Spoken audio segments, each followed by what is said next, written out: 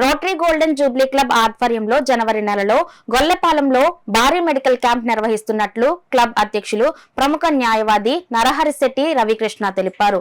Rotary golden general body meeting rotary club లోని సమావేశం హాల్లో జరిగింది. ఈ సందర్భంగా క్లబ్ అధ్యక్షులు నరహరిశెట్టి రవికృష్ణ మాట్లాడుతూ క్లబ్ సీనియర్ సభ్యులు మాచారెడ్డి ఆధ్వర్యంలో ఈశ్వర్రెడ్డి, రామారావుల సహకారంతో వైద్య శిబిరాన్ని నిర్వహిస్తున్నట్లు వివరించారు.